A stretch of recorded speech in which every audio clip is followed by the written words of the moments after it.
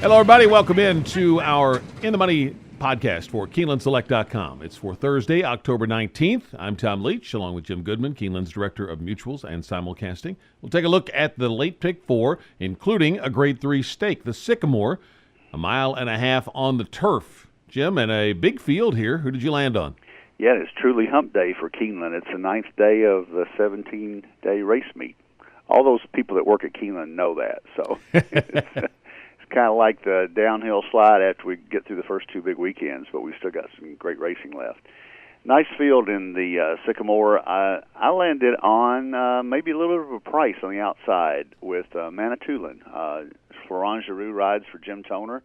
This horse won a $100,000 optional claimer at Belmont last time out. One of the things that I really don't like is he hasn't gone the distance of a mile and a half, but the way he finished that race, it looks like he's crying for more distance. And he's running a mile and 3/16. He's running a mile and a quarter, so I don't think it's that big a deal if he likes the track. And 8-1 on the outside with Giroux, and I just think he's got a really good shot. Certainly not by himself in here. I think the 9-horse Infinite Wisdom for Brian Lynch, the 3-horse Canassar, a French import that only ran once here in the U.S., is 1-for-1 at Laurel.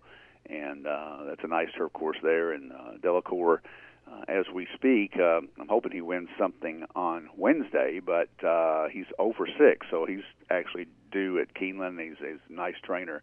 I think Canassar has a lot of upside. And then the other horse that I would use is Renown, simply because of back class. Canassar and Infinite Wisdom and even Nessie have beaten this horse in the last two, but I can't throw him out simply because he was so good here last year in the Sycamore. He's the defending champion, so I'm going to use him in there as well. But my pick here for the a really nice renewal of the Sycamore is the 13 Manitoulin. I like that one too, but I ended up going to a horse coming off a layoff, Summon TMA, for Kenny McPeak. This horse ran big in a race at Keeneland and then came off that and ran even better in a graded stake at Churchill on Preakness weekend. Kenny McPeak hits at 23% off the layoff. Now, coming off a layoff to a mile and a half is not easy, but Kenny's really good when it comes to these distance horses, and the works have been good. And this one just looked like a good one in the spring, and they're bringing him back in a stake, so I'm going to take a shot that Summon TMA is going to get back to that form we saw in the spring, and if so, I think he's really dangerous in here. Should just love the distance. But Manitoulin's a real serious threat. That's the other one I liked off that big race last time. So I would probably use both of those on top in exactas and playing just within the race, and then use those two plus Canassar, Renown, two of the ones you mentioned, and also Final Copy. Roger Atfield's always really good these marathon races, and I'm going to throw that one in as an improving 3-year-old in here to try to get up and get on the board. So Summon TMA is going to be a slight nod over Manitoulin, but play them both in multi-race wagers, which we will get to now with the late pick 4 that starts in the 6th race. And I ended up going 4 deep to start it out. I liked 5th Title, a horse that I think with only 8 lifetime starts has some upside left, gets Julien Leperoux in the saddle. But Mr. Meister, I'm going to use Bingo Kitten. And then Gio's calling just because there's 2 wins at Keeneland on the record for that one.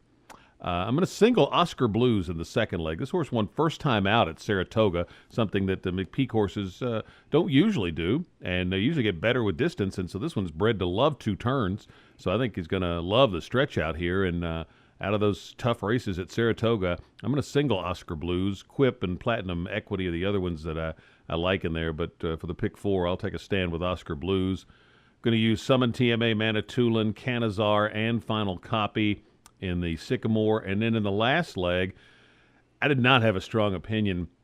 I ended up just a slight nod for the win pick to Shineheart. Beat about half the field last time in his maiden race, and now drops into maiden claiming. And just off that angle, a decent first out and now dropping in class, I'm going to take that one. Nasty Critter, Broberg claim, and there's good percentages there for that trainer.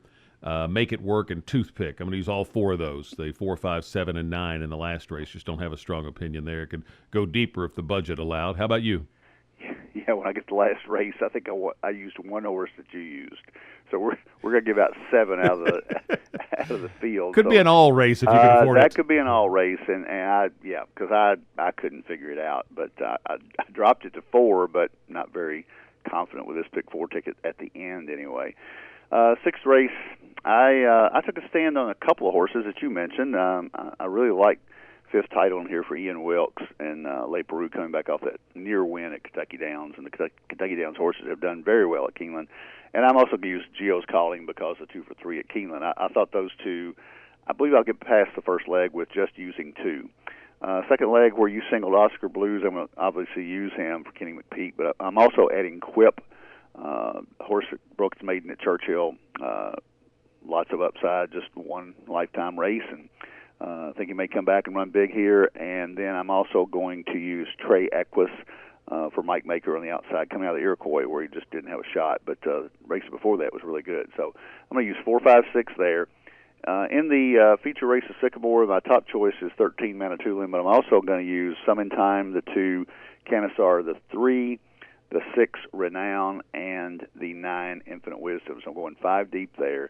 And then the last leg, I cut it to 4 simply because I don't have a single earlier. So Spinning Serve, the 1 horse for Andrew McKeever, the 3 horse Street Cat Sam, just off that maiden 50, drop into maiden 40.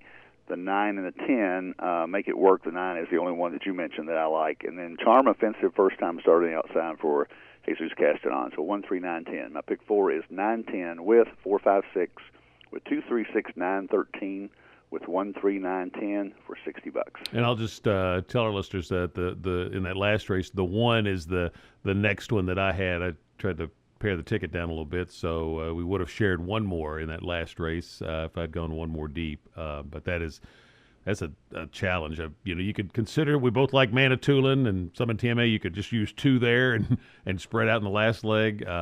This is hitting this pick 4 may depend a lot on kind of just the strategy of where best to spread out because it's hard to find a strong single. I did one with Oscar Blues, but not with ultimate confidence. So it's kind of typical Keeneland card though. It's hard to find singles. Yeah, it is tough. It's and as we move in the last few days of racing, we still have competitive fields. We have a nice racing coming up this weekend. The weather is going to be decent all the way up until Sunday. So everybody come out to Keeneland. It's you only got 9 days left. It is an interesting race early in the card. I'll throw in just for people to take a look at because you've got, I think it's the 4th race, Miss Katie Bug is in there, and she came out of that Princess Warrior race at Churchill Downs. The runner-up came back and was real impressive. So you'd think, she's one to watch. But now she's moving to turf. The pedigree says turf, but anyway, that's interesting because that looks like a really key race. So just keep an eye on that race and kind of see what the odds board looks like. Best of luck with your Thursday wagers, and we'll be back for another edition of the In the Money podcast on Friday here at KeenelandSelect.com.